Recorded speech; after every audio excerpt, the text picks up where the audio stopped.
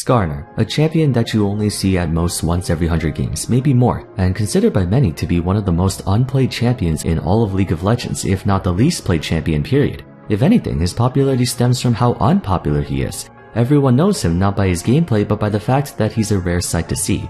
That and, Captain Flowers' ardent support for one-tricking him. Get out of my game! Get out of my game!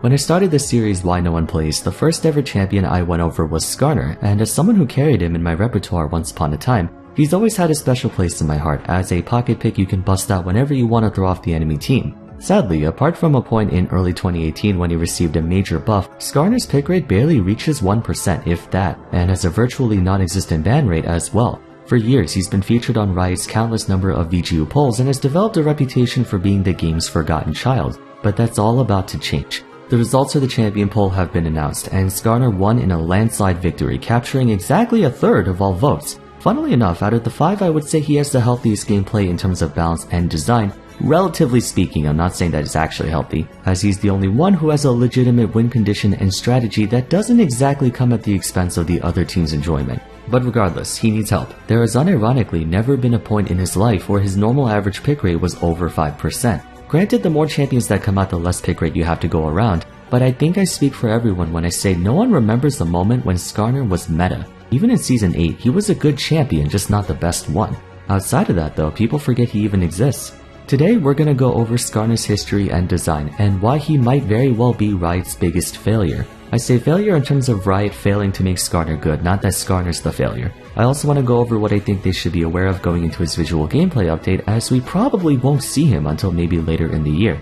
Actually, before we do, time to talk about today's sponsor, Buff, which is making a return once again. Buff is a program associated with Overwolf, which I'm sure you guys are familiar with. What it does is it lets you earn reward points while playing games like League, Valorant, Fortnite, Dota, PUBG, and many more. While playing the game, you can complete certain challenges, kinda like the mission section of the game client, and as you earn points, you can exchange them for things like Riot points, Steam credit, gift cards, skins, in-game keys, or if you save up a bunch, you can get your hands on physical items like peripherals such as keyboards and gaming mice, which I think is the best part about it. From my experience, other rewards apps only give you digital goods. It's a really simple program that requires nothing other than downloading it to your Overwolf, and you can get right to playing and earning points. So for you free-to-play players out there who want to get skins but don't want to spend money and Hextech Crafting's not doing it for you, then check the link on screen, which is also in the description below. Thanks once again to Buff for sponsoring the video.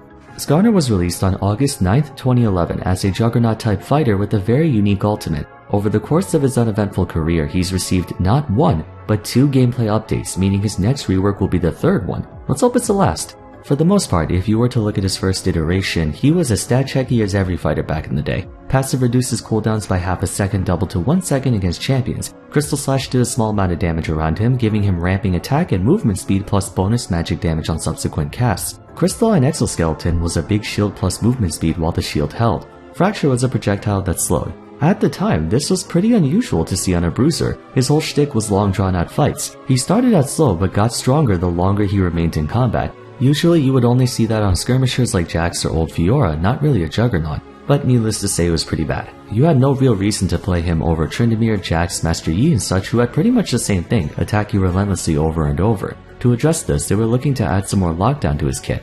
His ultimate Impale is a 2-second point-and-click lockdown that allows you to freely drag your target around during that time. But since he had no way to really keep his opponents in place after the fact, it made him highly inconsistent. So between his first and second version, the only difference made was to his passive, changing Energize to Crystallizing Sting. Crystal Slash and Fracture applied a stack of Crystal Venom to a target that stacked up to 3 times, upon which his next basic attack will deal bonus magic damage and stun them for a short period of time, thus allowing you to gain additional lockdown if you timed your engage properly. Sadly though, it wasn't enough. Even back in the day when the game was much slower, Skarner's problem was that he had no mobility and took way too long to start doing any meaningful damage. If you think of champions with ramping pressure nowadays, they're already a threat at base and become even more so at full power. Take Darius for example. What makes him so popular is that he has a quick yet strong trade combo on top of being almost impossible to beat while his passive is active. Skarner on the other hand was completely unusable at base. One would say he was even worse than old Poppy, who notoriously had an abysmal early game.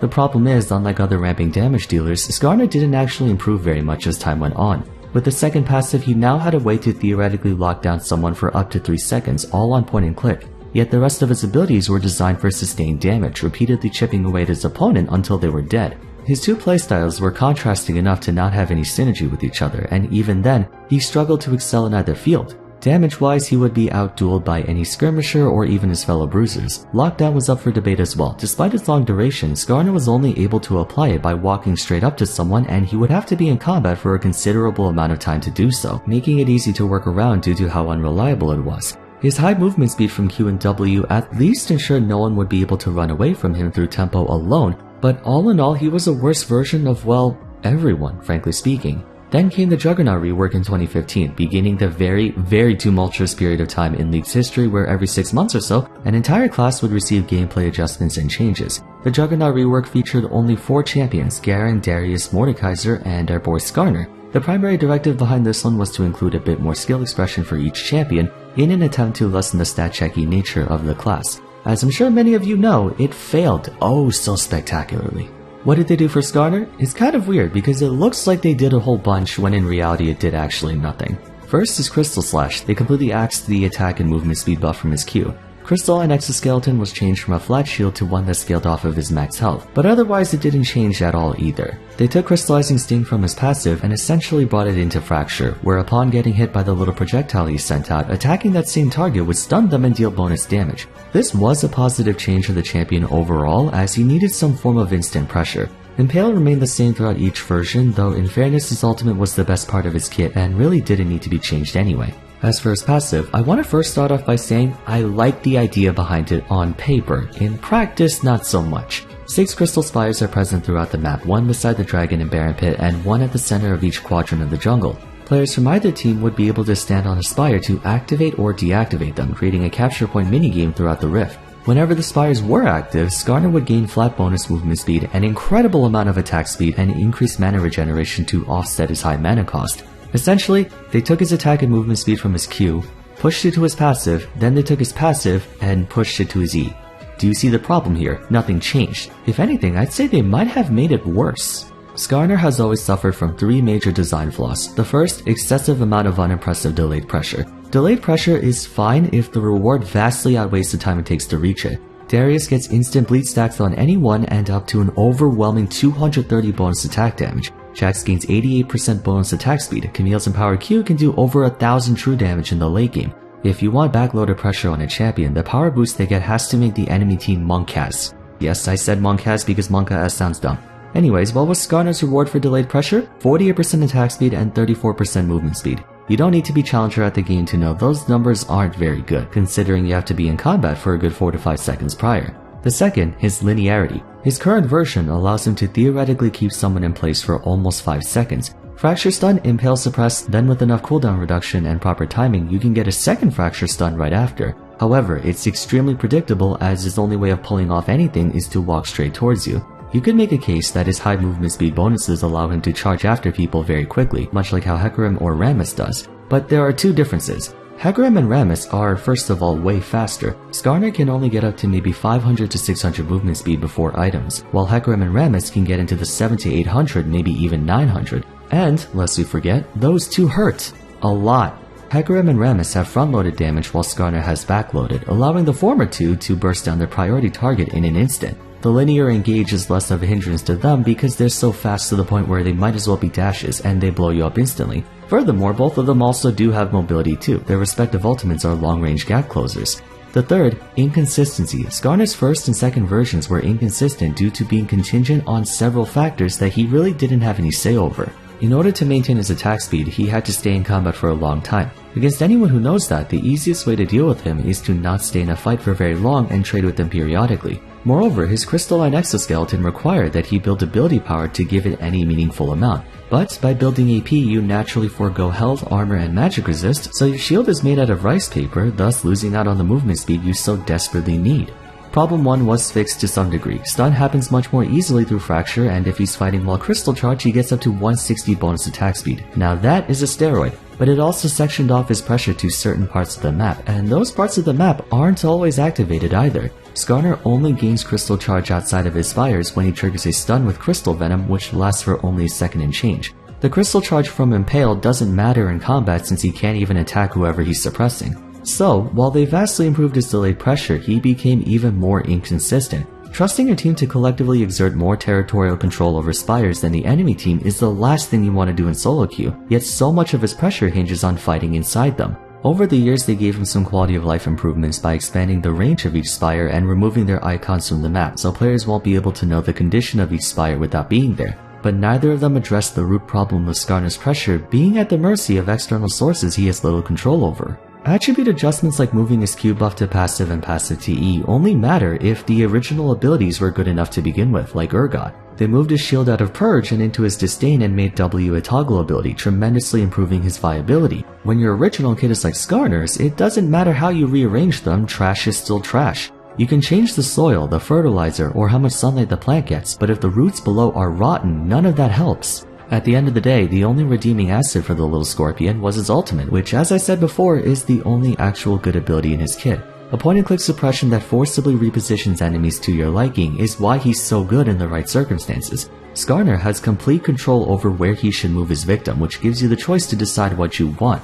Do you want to just keep him in place like Malzahar's ultimate, or do you need to pull them away from the safety of their supports? It's also a very unique ability, no one has anything like it. Unfortunately, the benefits of Impale don't make up for the vast amount of gameplay issues caused by his passive and basic abilities. So with all this in mind, Riot has a lot of work to do, but given the situation Skarner is in, it'll be really hard for them to mess this up a third time. Now that it's been confirmed that he'll be the next VGU following Udyr, let's see what they have in store for him. We've tried smaller reworks of Skarner's kit in the past, but it never really increased his win rate, so we'll be looking to do a massive reboot of his kit, theme, and visuals, similar to Sion and Urgot. We'll look to keep his kidnapping ult in some form, but otherwise we'll be rebuilding him from the ground up. Now, normally I'm a huge fan of reworks that maintain respect to the original champion's design. My favorite ones are Volibear, Pantheon, Warwick, and Fiddlesticks, but sometimes there are champions who have such degenerate gameplay that you really can't salvage any of it to begin with. Urgot, Sion, and Poppy were some examples of those. We lost their previous versions, yes, but it's not like they were worth keeping around to begin with. Skarner's a bit different. He's pretty bad, let's be honest, but he's not unusable, you know what I mean? There's a metric ton of design issues with his gameplay, but he still has a win condition. He's got decent clear speed, passable ganks, and fantastic single target lockdown, but his damage, consistency, and skill expression leave a lot to be desired. They've expressed a want to maintain his ultimate, which is good, but the jury is out for everything else. There's a ton of avenues for this. Either make him a fully dedicated tank with an emphasis on disruption like Rammus and Poppy, or you can make him an anti-carry juggernaut like Mordekaiser who singles out an opponent and forces a confrontation. Alternatively, it would be interesting to see him as a support with debuffs and breaker elements. See, that's the thing.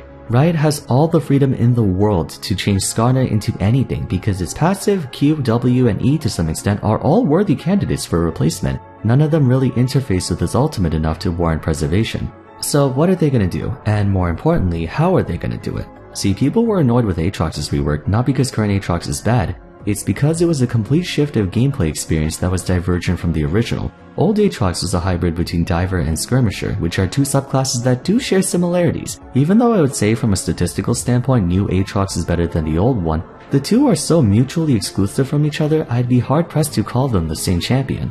That said, Skarner's situation is different. He's a hybrid between Juggernaut and Catcher, two very different things. Thus, there's no clear identity for the guy, yet there's so much to explore. He's a crystal-powered scorpion. You could come up with so many different abilities. Seeing as he travels through caves, he could be like Rek'Sai and dig underground to reappear elsewhere. Scorpions are venomous. He can be a breaker-type champion to go along with this disruption. Or heck, we can have him generate terrain. You can do literally anything because the only thing they need to preserve about Skarner is Impale. Basically, Skarner as we know him will die with this rework, but maybe that might actually be for the best. I'm being serious. I genuinely think an Aatrox level rework is exactly what we need for him because he's gone through two iterations of his current kit and neither have worked. Unlike old Aatrox, who did have potential to maintain his current kit, Skarner doesn't. The empirical data is there. He'll never become relevant with his current design. My only problem is what he'll become at this point. I have a feeling many players will think of different theories on him, and when he finally comes out, those who are expecting X or Y only to end up with Z might get disappointed. There was that one person on YouTube who made an entire fan-made rework on the guy. There are so many ideas already being thrown around, and I'm worried that people will develop this image of what they think Skarner will turn into, only to have that image shattered when he finally comes out. So at least in my opinion, we should wait and see what direction they'll choose. What do you guys think about Skarner though? What direction should they take for him? Do you think he should retain his current feel or change to something completely different? Personally, I am of the school of thought that we need something vastly different from his existing profile, like Galio, Poppy, Urgot, Sion level. But if you think he should be more like Volibear, Fiddlesticks, or Pantheon, then let me know your reasons why. If you enjoyed the video though, please be sure to leave a like and subscribe. Consider following me on Twitter, joining my Discord server, and I suggest you check out my Rework retrospective series if you're interested. But for now, thank you all so much for watching, and I look forward to seeing you again soon in the next episode. Take care.